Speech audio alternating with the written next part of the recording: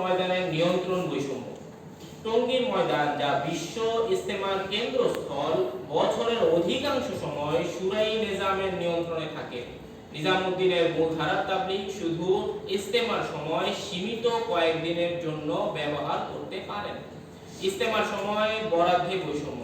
বিগত বছরগুলিতে শুরাই নিজাম প্রথম পর্বের ইজতেমা আয়োজন করে আসছেন।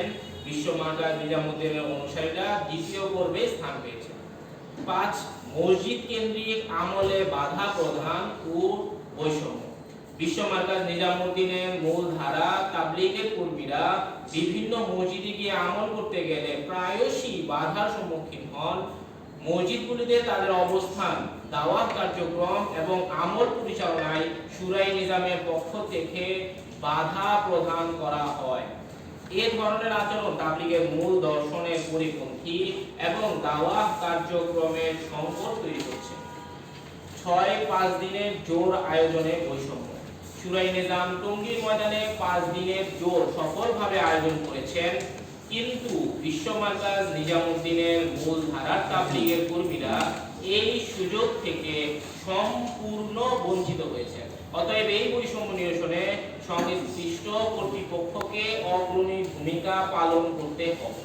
সাম্প্রতিক পর্যায়ে সরকার গুরুত্বপূর্ণ কিছু উদ্যোগ গ্রহণ করেছে, আমরা এই উদ্যোগকে সাধুবাদ জানাই, কিন্তু সম্পূর্ণ বৈষম্য নিরসনে এই উদ্যোগ যথেষ্ট নয়।